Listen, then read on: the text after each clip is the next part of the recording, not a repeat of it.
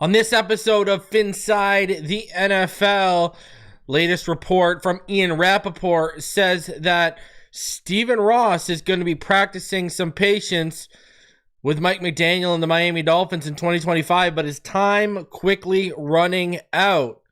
We will discuss that. Plus, did we get some bad news on the injury front today from Mike McDaniel when he met with the media? We will discuss that. Plus, we'll look at a little bit of coaches' film and look back at some of the things that went wrong and some key plays that needed to be made that weren't for the Miami Dolphins in week 3 that cost them. So do me the favor, smash the like button, subscribe if you are new, and as always, let's get into this one.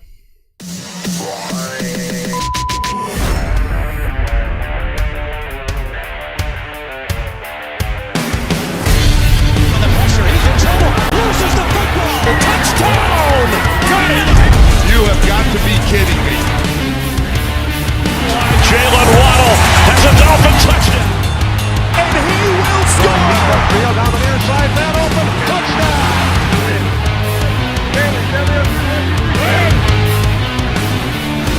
The run from Tua Tagovailoa. Touchdown. He's going deep. It's not over the touchdown again.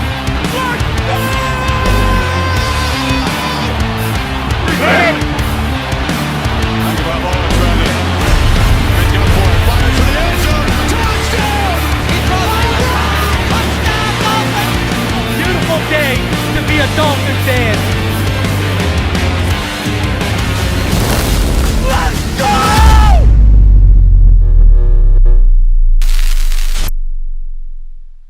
What is good, Finn Nation? What's good? It's your boy Reason.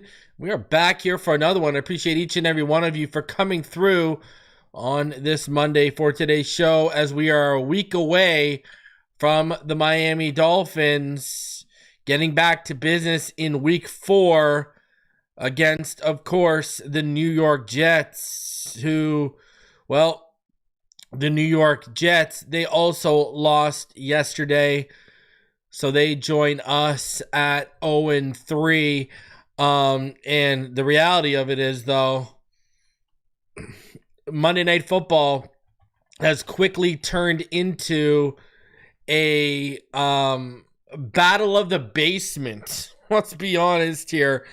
The Jets right now, they do hold the number 1 overall pick. The Miami Dolphins hold the number 4 overall pick. The Saints, the Titans, the Giants, and Houston are also at 0-3. Man, I don't know how you weren't watching Sunday Night Football yesterday saying, where is Jackson Dart right now? Okay, like, let's be honest here, all right? Like, Russell Wilson, please. I'm tuning in to watch Jackson Dart. Shout out to the finisher for joining the Pro Bowl. Shout out to him for chilling with me during one of the training camp days. Good dude. Appreciate you coming through. All right, a couple things to talk about. Number 1, the Dolphins can't get me down on a weekend where one of my favorite artists, who hasn't dropped music nearly consistently enough for me over the last 15 years now, Jay Electronica, dropped multiple projects this weekend. So your boy was riding out, right? It was, had my, I was a full-blown Muslim and 5%er this past weekend. Let me tell you that. Alhamdulillah. All right. So I was, salam alaikum, everyone, so that's what I was doing this weekend. And let's be honest, didn't Sunday with the Dolphins not playing, didn't that just feel like an early preview of the playoffs? That's all it felt like to me. It's just, hey, it's the playoffs. Look at it. We don't play on Saturday or Sunday. Speaking of Saturday, a lot of great college ball. Over here, we've been on it since last year. We're back on it again. We're on quarterback watch over here on Phinside The NFL. So let's talk about a few things. Number 1, you guys know I keep pumping this kid up, and I will probably for his whole collegiate career. Cal needs to get Sanga Patele some wide receivers with hands, okay? No one is suffering more from drops than Sanga Patele right now. No one. The guy is dropping deep dimes, and guys are just dropping it. So, shout out to Sanga Patele. He's easily one of the most exciting quarterbacks to watch right now in football, in college football. So, there's no doubt. Shout out to Josh Hart. He said, how is old man Ross more patient than us? I keep talking about this. I don't know, brother. Like, this guy thinks he must know something we don't know in terms of, like, I don't know, is he going to be cryogenically froze? Did he make a deal with the Grim Reaper where he's not coming for another 40 years? I don't know, brother. Your guess is as good as mine. So let's talk about the draft, though. This is where I'm at. I'm going to tell you where I'm at right now, okay? If we are going non-quarterback, I want Francis Moigoa or Spencer Fano. I want one of those two stud right tackles, either from Utah or Miami, all right? But if we are going quarterback, here are my top 5 right now, and I'm going to get deeper into it. These are we are a couple weeks, we're 3 or 4 weeks into the college season now. I'm going to give you who my top 5 guys to watch would be right now. Okay, if we're going off production, the best 3 who are eligible this year, to me, have been John Mateer out of Oklahoma, who I've been talking about for quite a while on this channel. You have to give it to Fernando Mendoza out of Indiana. He's been phenomenal right now, and he's what you guys would want in terms of a 6'5", 225, 230-pound quarterback. Mendoza he just shredded Illinois and their defense. Now, their defense was a little undermanned, but that was a number 9 team, and Mendoza just tore them apart. He just shredded them. I would say him, Mateer, and Dante Moore out of Oregon are probably the 3, production-wise now, are the 3 best so far this season that are eligible. Okay? I think you can't go wrong with any one of those 3, right? Now, the other 2 I don't think you can go wrong with. This is a good quarterback class. Don't listen to what anyone tries to tell you. Lenore Sellers probably has the highest ceiling in this class, and one of the recent highest ceilings to come out. He was dropping dimes again on the weekend. Lenore Sellers all day. And then when you look at Garrett Nussmeier, talking about the bloodline out of LSU. The bloodline, when he's got a clean pocket, he's deadly, all right? When his decision-making is locked in, he can slice and dice. Bloodline, father is the OC for the New Orleans Saints right now, and his father also was a quarterback in the NFL. That's who I think the Saints are going to target. I've been saying this forever. That's who I think the Saints are going to target if they don't get a good pick. Now, those are my top 5 right now. Yes, I don't have Carson Beck in my top 5. Sorry, Kane fans. Now, if you want some interesting guys to watch, all right? If you want a couple interesting guys to go outside that top 5 to watch, Taylon Green out of Arkansas, okay? I think he's going to run in the 4.4s, 6'6", 230 pounds, got a good arm. He's an interesting one. He's got to continue to grow as a passer, though. Jalen Daniels is probably going to be a little bit too undersized for some of y'all. He's 6 foot, 220 pounds. But, I mean, he's got really great athleticism, and he can throw a deep ball really well. Another one I'm going to tell you guys right now, he's a senior, and he's having a really good season right now, and that's out of Baylor, and that's Sawyer Robinson. I think Sawyer Robinson might be the most slept-on quarterback in this class right now, given how well he's playing. I think he's playing really, really good football right now. So Sawyer Robinson, he's another guy, right? He's 6'4", right? He's a big boy. I think he's another one to keep an eye on. I haven't been that impressed with Sam Levitt this year. I haven't been a huge fan of Carson Beck since Georgia. I don't think he looked that great this past weekend. But those are some guys I would tell you to. Those are the top 5, and then some 3 interesting names that I would tell you to watch behind them. So, I just think you're talking about some good players right there. All right.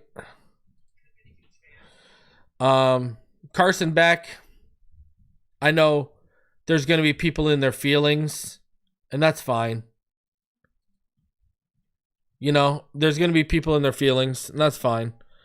But I'm not overall like massively sold on Carson Beck right now. That's just where I'm at. All right.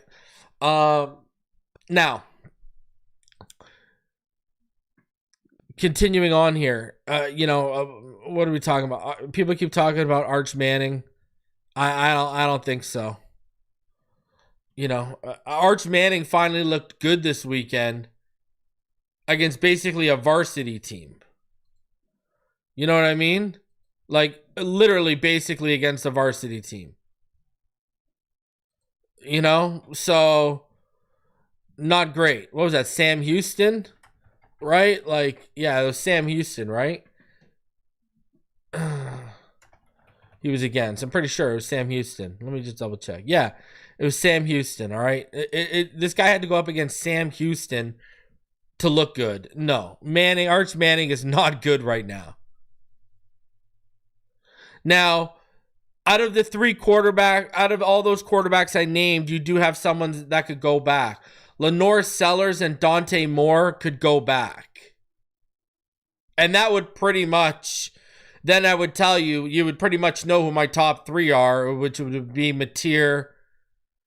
And then obviously on top of Mateer would be Nussmeier as well as Mendoza. So, and I would say Mendoza and Mateer. Mateer I just get that swagger. I get Baker Mayfield. You know what I mean? So a lot to like. A lot to like with John Mateer. A lot to like with Fernando Mendoza. A lot to like with Dante Moore. A lot to like with Lenore Sellers. I mean, a lot to like with some of these quarterbacks in this class. So, yeah, Dante Moore has a lot of them have some big games coming up, right?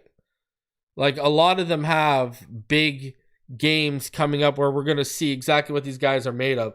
But Dante Moore's deep ball is very much improved.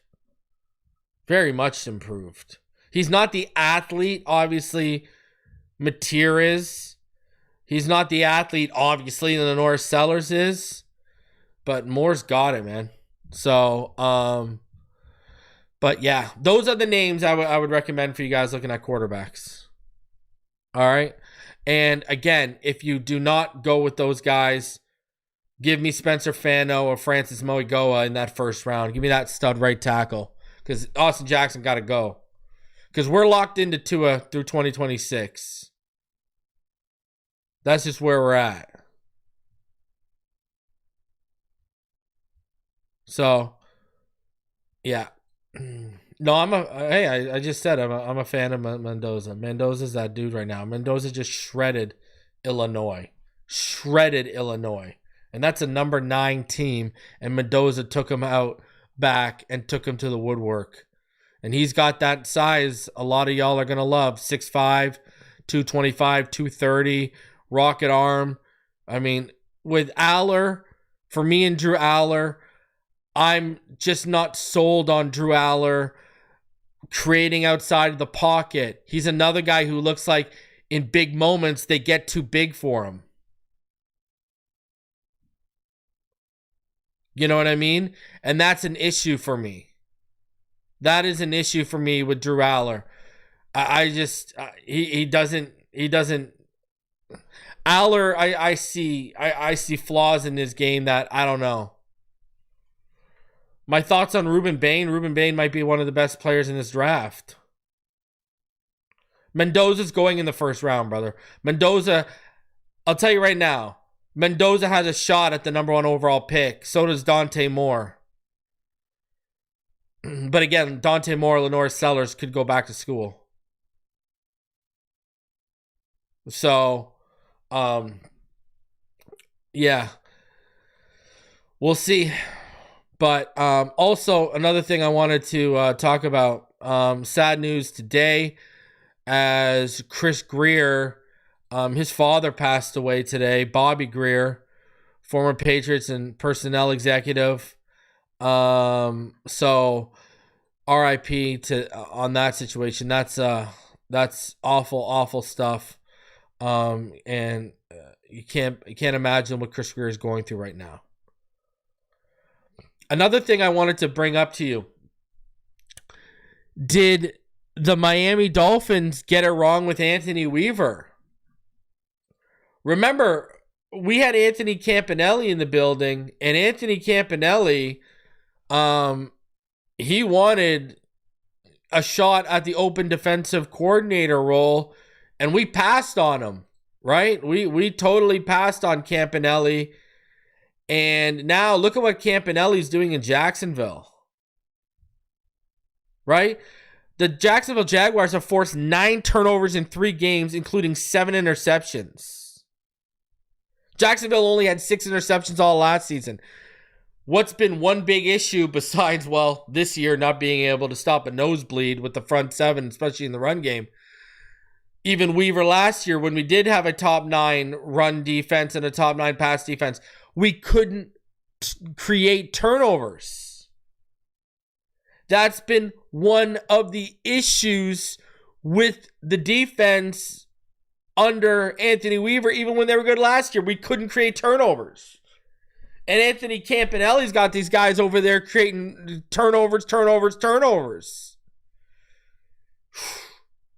If this defense looks more like what we saw in the second half after they settled in last week, and then you add some turnovers into the fray, then okay, the conversation around Anthony Weaver will probably die down. But, man, everybody wants to be quick to jump the gun on all these different positions. I mean, was that another whiff too? And what would make it even worse is you had this man in the building for how many years?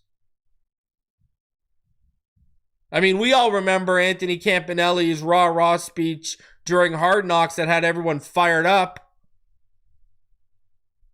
So, really hope that it doesn't turn out to be a whiff for the Miami Dolphins. Just throwing that out there. I had to bring that up. All right, so let's get into some things today. Let's start off with the latest on Stephen Ross potentially practicing patience with McDaniel. All right. This is what it sounds like it's going to be like. So let's get into this right here. Let's play this little portion for you guys so you can hear exactly what I'm talking about.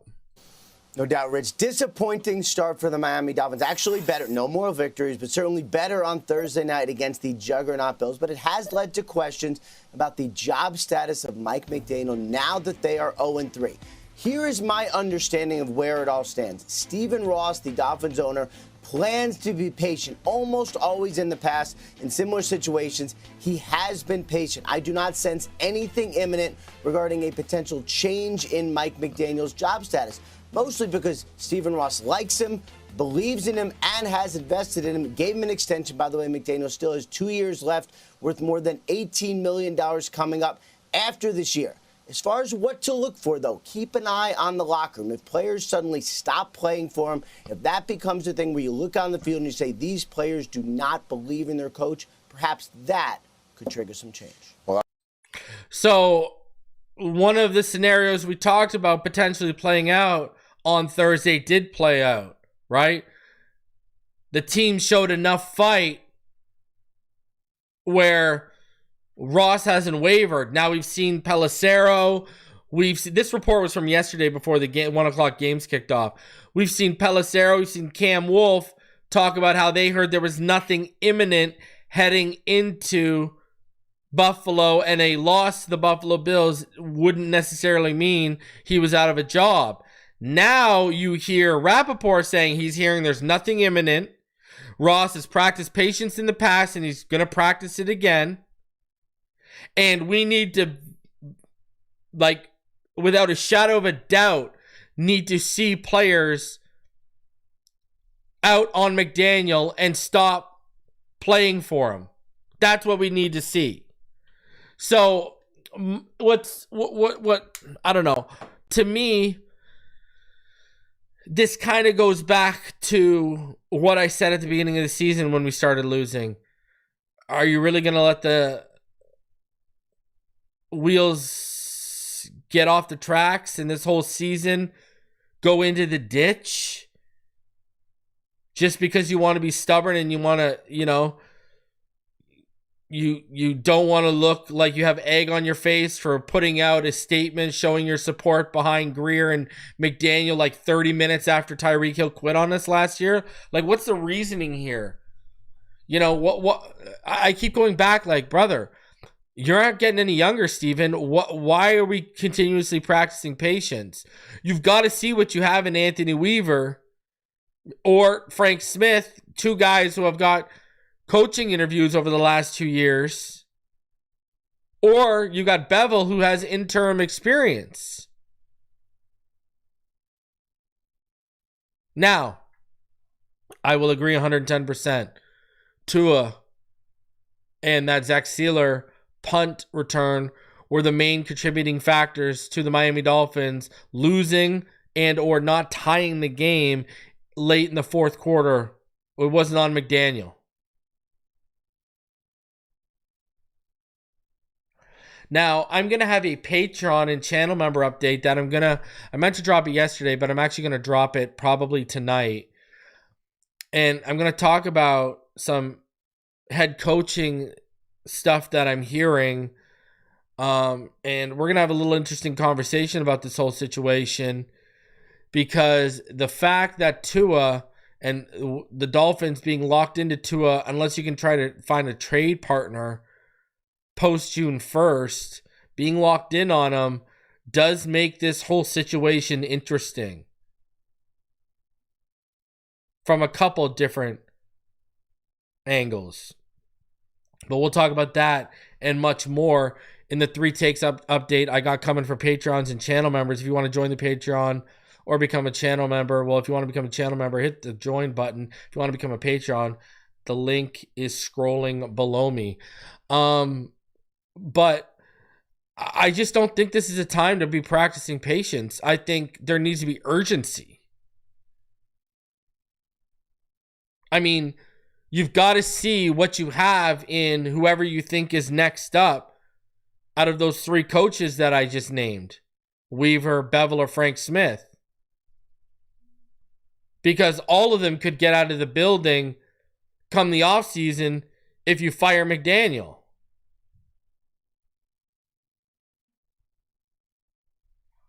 So, I mean, I just don't understand the continued preaching of patience. It just doesn't make a ton of sense to me. Because, and also, I'm not trying to watch this product. Because, I mean, here's the real conversation that need to be had. If Tua keeps playing like this, you also need to probably bench him too. If you keep losing, you should fire McDaniel and Grier, really. And if Tua keeps contributing to losses, he should be benched. Like, that's real conversations. And I'm going to tell you this right now. I don't know if Mike McDaniel has this set on him to bench Tua.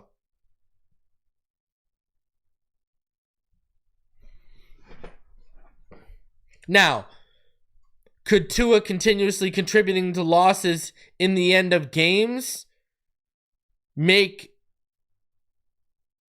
McDaniel feel the heat of his seat and be forced to be like, hey, brother, you're going to cost me my job. I don't know.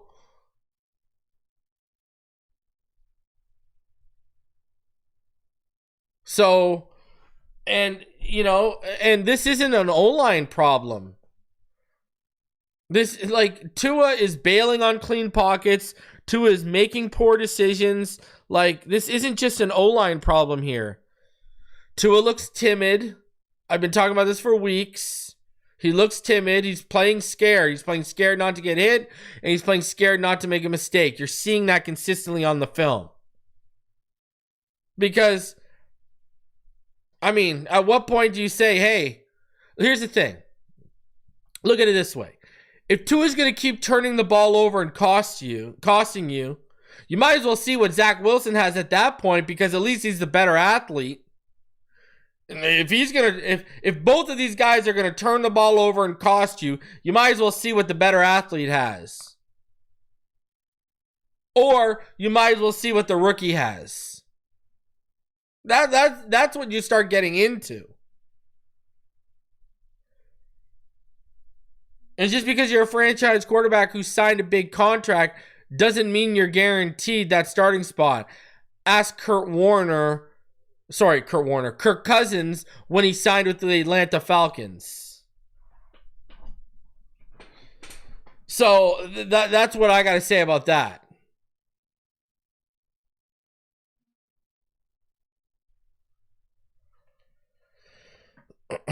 But these are tough. If you're sitting here, 1-7,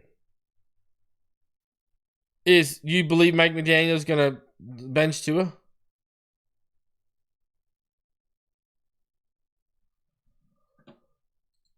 No, what I believe is what I've been saying. Tua not working with Perform in 3D QB has hurt him. Tua's not a great athlete. Tua's body needs to be in top tier, peak physical shape. It is not. You can see, especially when he's on the move, he doesn't have the same velocity on the footballs that he did under Nick Hicks. You can even see his spirals aren't as tight. Like, you can see this on film. And when you already don't have one of the strongest arms in the NFL, you need to stay in great shape. And what's crazy is, look at the arm strength we saw growing every season he worked with Nick Hicks. Now it seems like you don't see that as much anymore. And that's because, and I told you this, when he signed that $212 million deal for insurance purposes, the Dolphins shut out the outside training regimens. 3D QB and Perform were shut down.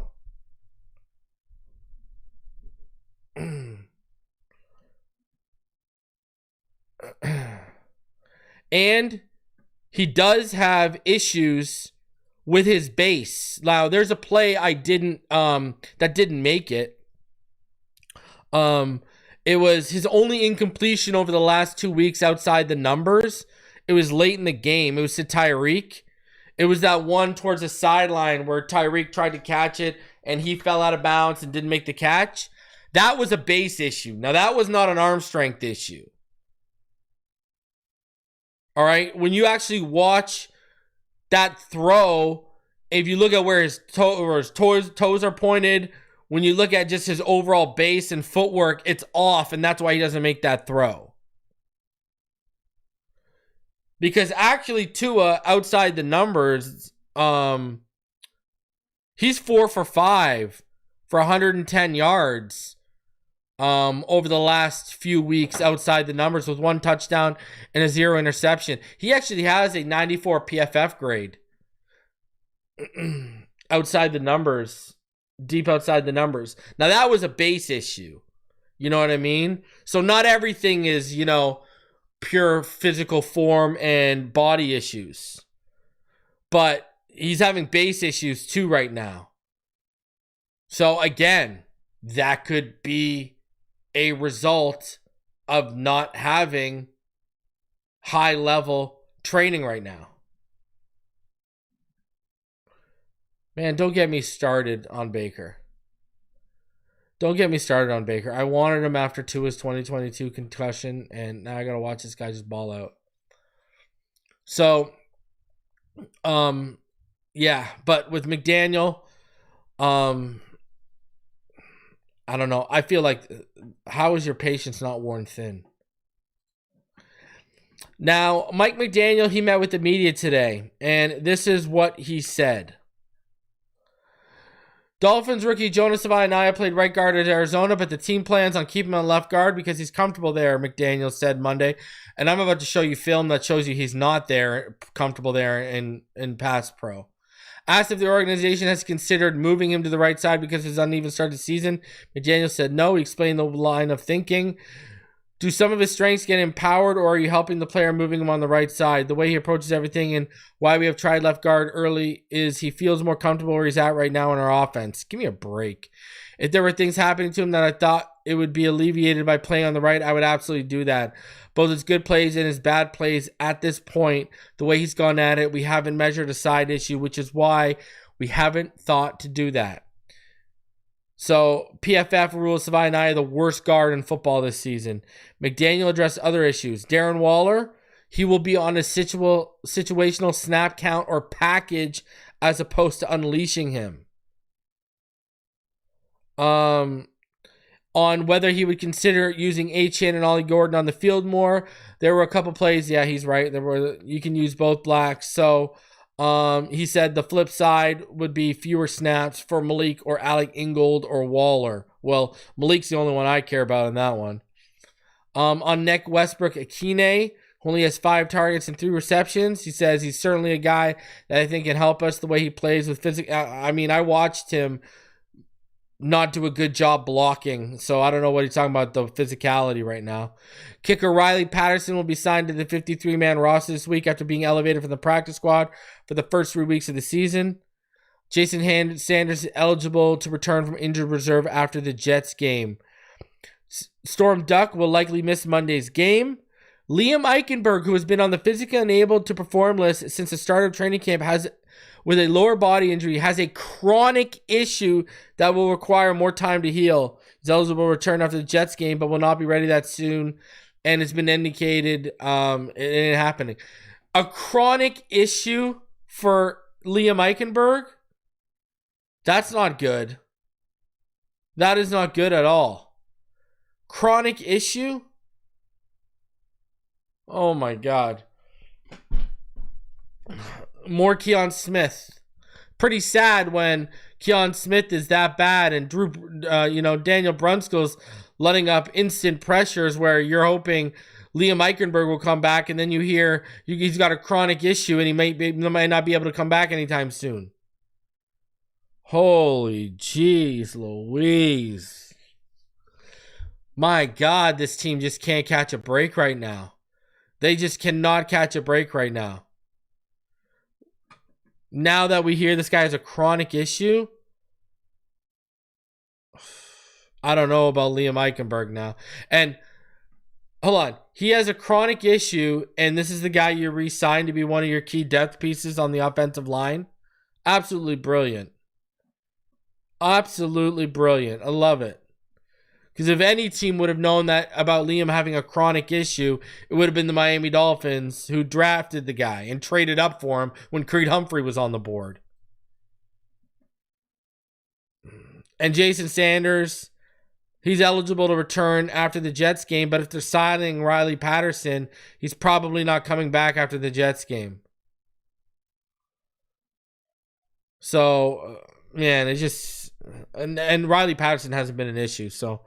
Now, with the Jonah Savaiinaea thing, I've been an advocate of moving him back to the right side. I wanted him on the right side to begin with when we drafted him.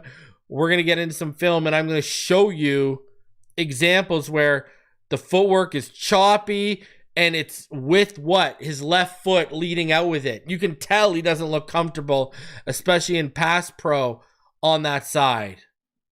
So, okay, just admit you made a mistake, brother. Holy jeez. Just admit you and Butch Barry didn't make the right call, and it should have been James Daniels on the left side. Please, for the love of God. So, now, before we get into some of this film with y'all, I do want to take time and I want to shout out the sponsor of today's video, and that, of course, is Sleeper. The NFL season is here. Monday Night Football is tonight, which means you now have a chance 2,000 times your cash on daily fantasy football. Football has never been more exciting than it is now with players like Patrick Mahomes, Lamar Jackson, Daniel Jones and the Colts, Justin Jefferson, and more. Pick on stats for these stars like touchdowns, passing yards, receiving yards, fantasy points, and more for up to 1,000-time payout on Sleeper.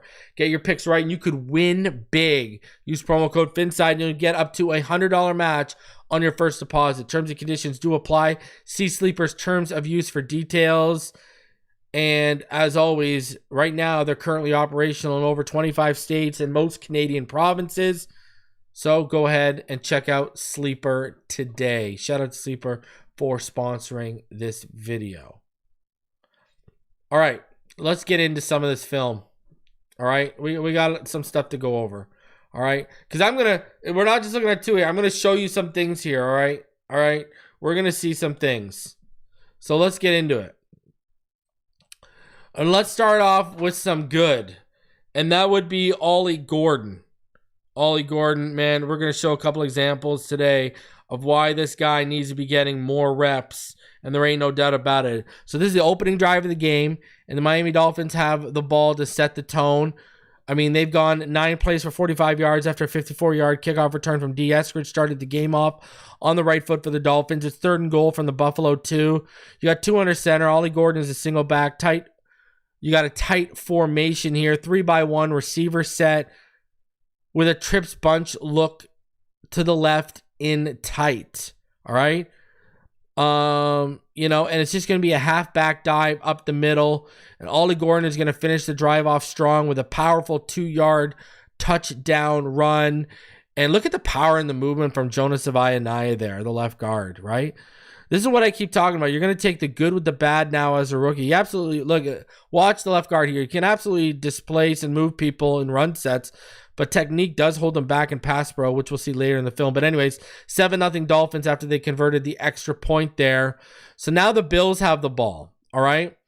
On the ensuing drive after the Dolphins touchdown to start the game. 1st and 10 at the Miami 21. I want you to watch Kenneth Grant here. Kenneth Grant here, he even instructs Butler how to properly line up. That's why Butler went back to that side there. But I want you to watch here right now, okay? Kenneth Grant, he's the 5 tech right beside Matthew Judon at the bottom of your screen here, all right? So you got Allen under center, strong right, offset I formation. You got a 1-by-1 receiver set, 21 personnel for the Bills. Dolphins, they show cover 2, but they'll rotate to cover 1 here. Watch Grant as that 5 tech. He's going to ride the right guard, Osiris Torrance, down the line of scrimmage without getting locked out, right into the rush lane, and he's going to stuff this for a 1-yard gain. Look at this. And he would have another great run stuff to start the second half as well. But watch this. Just rides it, and takes him right there, and he's got him. Great job, man. Great job.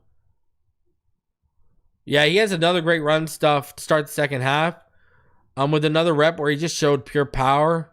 And again, he had Torrance Osiris on skates, pushing him back in Allen's face on an incompletion to Kincaid in the end zone in the second quarter. But again, watch the 5 tech here. Watch Grant. Remember, he's the one who lined Butler up properly. Gets off this initial man, rides the right guard right into the run lane, and takes it down for a 1-yard gain. Great play there. So this is now the same drive for the Bills. This is a very frustrating play. 2nd and 9 from the Miami 20. Allen in the gun, empty backfield, 3-by-2 receiver set. All right. You got cover 4 for the Miami Dolphins right here. The Miami Dolphins have a similar miscommunication and get beaten a similar way like they did in week 1 on a Tyler Warren catch in the same area of the field. What happens here is watch Dotson, the linebacker here. All right. He's not going to widen out enough and pick up Kincaid in coverage.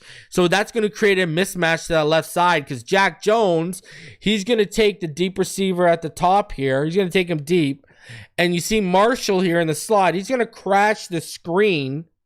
And then if you watch Dotson at the start, he's also going to take a false step on the screen, and that's going to start it off. And then he's going to flatten back out into his area and not widen out with Kincaid.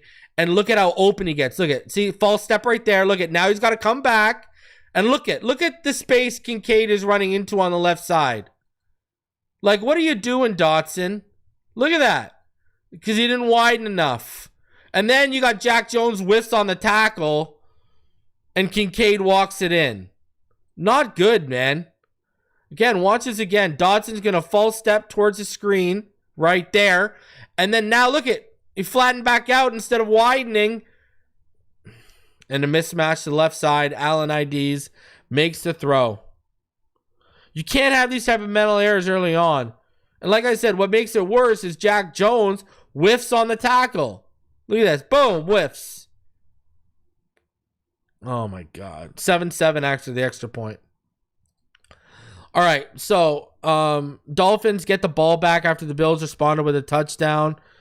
First play of the drive, 1st and 10 from the Miami 15, 2 in the pistol, 2-by-1 receiver set, 11 personnel for the Dolphins, cover 4 for the Bills. Watch this, all right? Tua, watch this. He's going to have a quick speed out on the left side with Malik Washington. This is a gimme throw. And there's tons of space up the left sideline too, and Tua misses it.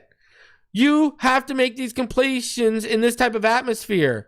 And this is a possible big gain. Look at that. Look at all the space here. You have to make that throw, Tua. That is a gimme. That is a gimme. Look at the space Waddle's route creates over top of Malik. Look at that. You got to make that throw, dude. Look at that. That's the sticks and more. That's at least to the 30 probably.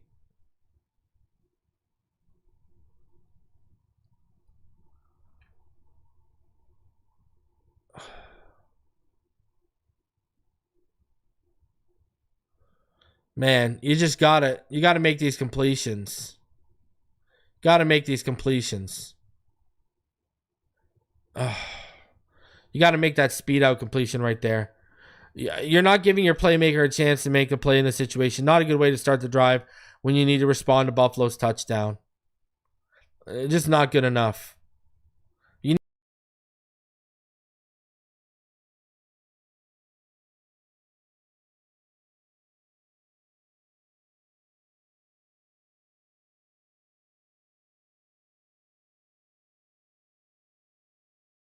So 3rd and 5 here. All right. 3rd and 5. Which is manageable. It's the same drive, 2 plays later. 2 in the gun. All right. Gordon to his right. 1-by-3 receiver. Tight set. Trips bunch to the right. 11 personnel for the Dolphins here. Cover 1 for the Bills with them showing a ton of pressure coming up the middle. Washington's going to motion to his left to make it a 2-by-2 look. Tua is going to keep his eyes on the incoming pressure, not on the snap. This is going to cause him to bobble the snap. He's going to recover the fumble, and he's going to take off for a 2-yard gain. But, I mean, look at, he sees the pressure coming, right? Look at, he knows that pressure's coming. He's feeling it. Keeps his eyes on the pressure, not on the ball. Bobbles it. What's worse is look at this. Look at Tyreek at the top of the screen. And if you go back and watch it, he got released. Like this was part of the coverage call. Look at how he got released. He's going to get jammed and released. Jammed and released. Look at that.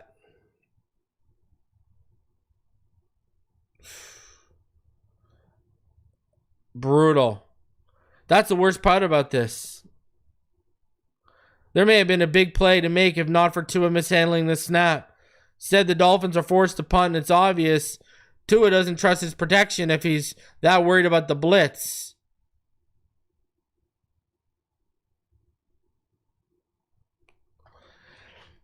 (14-7) Bills now after a flip touchdown pass from Allen to Jackson Hawes.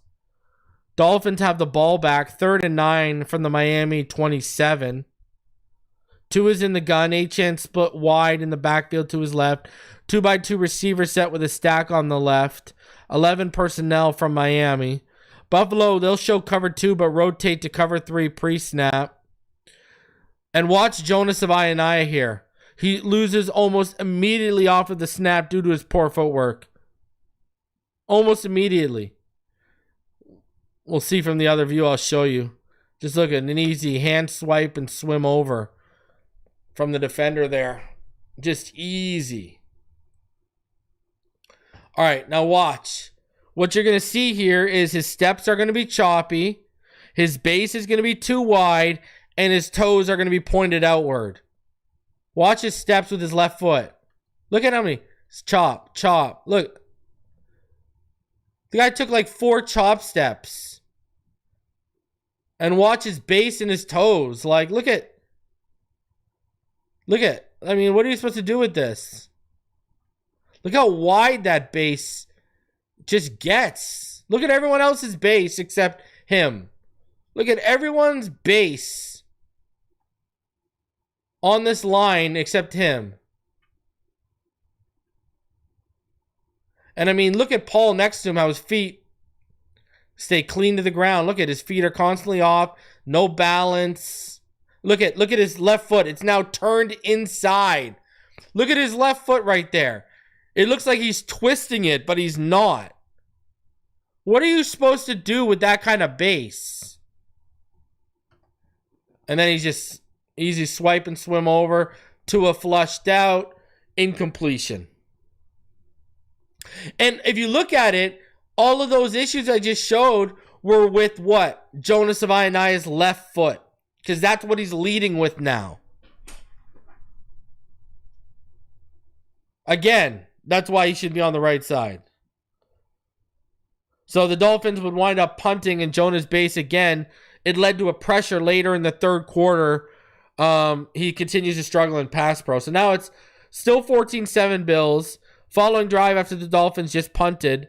Allen in the gun, Ty Johnson to his right. 3-by-1 receiver set. 11 personnel for the Bills. Dolphins show cover 2, but they'll rotate to cover 1 with a robber. Chubb and Phillips, they'll arc the tackles out wide with good coverage upfield. Allen tries to step up in the pocket, but there's going to be nowhere to go as Chubb and Phillips cut back into the pocket. Chubb gets an easy sack, and this would prove to be huge as the Bills would then miss the field goal on the next play.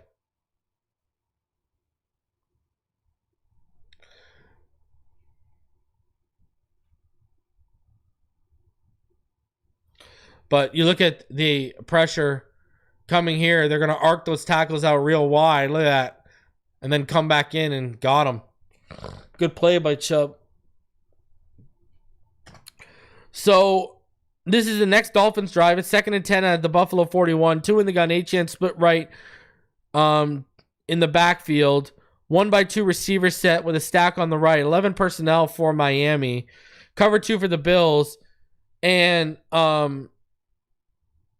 I don't know what Tua is doing here. Tua has a clean pocket. Tyreek's going to get released to the second level, free on the corner post, right? He's going to sell the corner hard with a jab step, but Tua essentially kills the play on himself. You can tell the offensive line play and the Bills' pressure. I mean, that's a clean pocket. What are we doing here? I don't know what we're doing there. You can just tell the offensive line play and the Bills' pressure is making Tua feel things that aren't there right now. But this is a clean pocket, and you've got an open Tyreek. I mean, you did the pump. Look at that. That is clean, brother. Why are we bailing? Bailing for what? Why? Look, he just feeling it. You even saw him look behind his shoulders. I don't know what he's doing there. Saw that a few times in the game. Was he seeing ghosts? I don't know. 7 plays later, the Miami Dolphins find themselves on the Buffalo 3 with 1st and 10. 2 in the gun. Achane to his right. 3-by-1 receiver set. Trips bunch to the left. 11 personnel for Miami. Cover 0 for the Bills. Watch Waddle at the bottom of your screen. He's going to get the inside release on the slant. And 2 is going to put it on the money for the game-tying touchdown. 14-14 after the extra point is converted.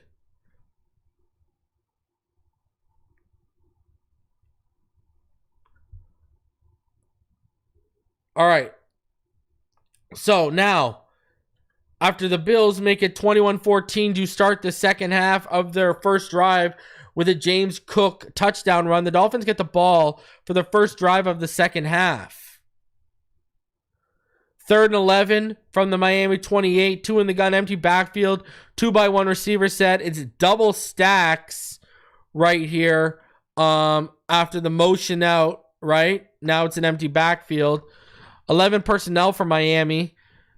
Cover 2 for the Bills. Post snap. They'll drop to cover 3 here. All right. And Tua, he's going to get decent protection for Tyreek's go route to develop. He's going to heave it 56 total air yards. And then Tyreek has to adjust his route. But Tua put the ball in a spot for Tyreek to make a play right there. I mean, he hits him in the hands. Right in front of the safety. And he doesn't make the catch. Listen, being one of the top paid receivers in the game, you have to make this catch. I'll tell you this right now. Justin Jefferson makes his catch. Jamar Chase makes his catch. And instead, the Dolphins have to punt once more. But that was 56 yards, and it was still to a spot where Tyreek could make the play. I mean, you got to make that catch, brother. He gave you a chance. And Tyreek had to slow down, brother. To hit Tyreek in stride on this throw, you would have to throw the ball 70-plus yards. Not a lot of quarterbacks in the NFL are making that a 70-plus yard in stride throw. Tua was a little late with it. So this is what happened. But he still gave his receiver a chance to make the catch. And Tyreek just didn't come down with it. It went actually right through Tyreek's hands. Right there. So you got to make that catch, brother. Quarterback gave you a chance to make a play, and we needed a big play right there. That could have been huge. That could have tilted the field in our favor. Dolphins get the ball back after a Bills punt. It's 2nd and 5 from the Miami 41. 2 under center, I formation.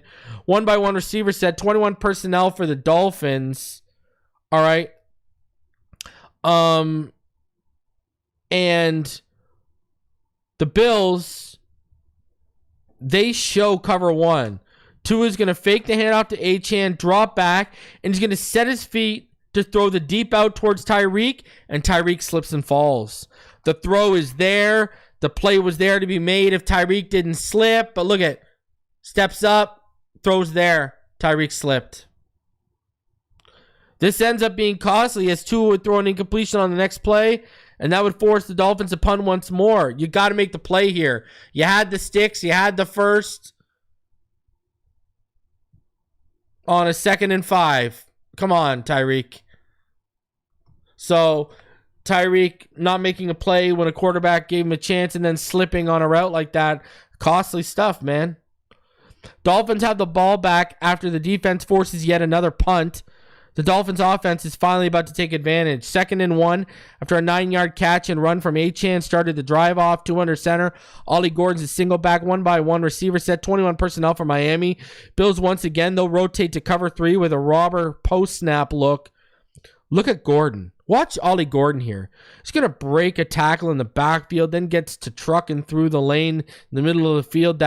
Watch, Brewer, Jonah, and Julian Hill are going to open this up for 16 yards. Give this man more touches, please. Come on, man. Watch Brewer, Julian Hill, and Jonah open up right now. Now, Ollie does have to break a tackle in the backfield, which he does. Right there. But that's good stuff. Look at that lane created. See again, you take the good with the bad with Savaiinaea. He's moving and displacing, in run sets. So, same drive for the Dolphins as they've worked themselves down to the Buffalo 5, 2nd and goal. This is probably Tua's best throw of the day, if not, one of his best throws then. 2 in the split back gun look, 1-by-1 receiver set after Julian Hill. He'll motion in line on the right. 21 personnel for Miami. Cover 3 for the Bills. Tyreek is going to win on the right side with his whip route. And with pressure bearing down up the interior, Tua is going to perfectly place this ball while falling backwards and throwing off his back foot for Tyreek to haul it in for 6 right there. Extra point would be converted to make it a tie game, 21-21. But again, pressure coming up to that interior. off the back foot, perfectly placed, great throw, great anticipation shown here by Tua. This is good stuff. And look, you saw him make his reads. You know, like, don't let them tell you that Tua is consistently a one-read quarterback, because watch where he opens up on this play, right? He opens up to the other side of the field if you watch his eyes and his head here. So, because he even pumps, right? So he'll fake the handoff, open up, pump. Look at that. Perfect throw, perfect anticipation. Great stuff from Tua right there. So next, Bills drive after the Dolphins tied it.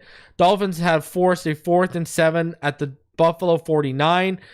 File this under biggest boneheaded plays early in the season for the Dolphins.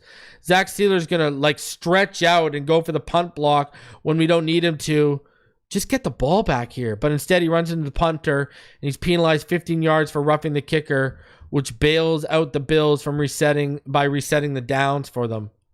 You just can't make these critical errors in these critical moments in critical games and expect to win.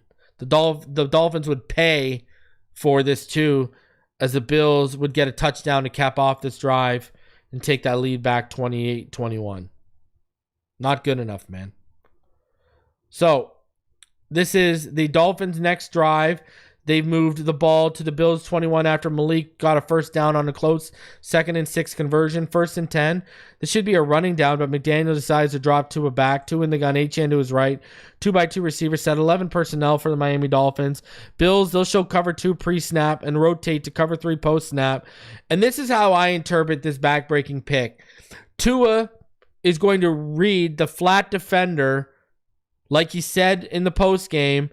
Brunskill's going to whiff on his block at right guard because he's now replaced Keon Smith. And because of the flat defender read, Tua is going to assume Waddle's going to be open on the spot route. And because that's how the play is designed, he's not going to have time to read Terrell Bernard, the curl hook defender, let alone get to his backside progressions to see Tyreek over the middle of the field because of the free defender bearing down on him right there. Thanks to Brunskill's whiff. So he threw the spot route, which he again assumed would be open. It's picked off. It's a bad job by Brunskill in a critical moment. Bad read and decision by Tua in a critical moment. And that's how I see this play. He threw it there assuming he'd be open because of the pressure and because of the flat defender read. And he didn't have time to read the curl hook defender or get to his backside progressions. Game over.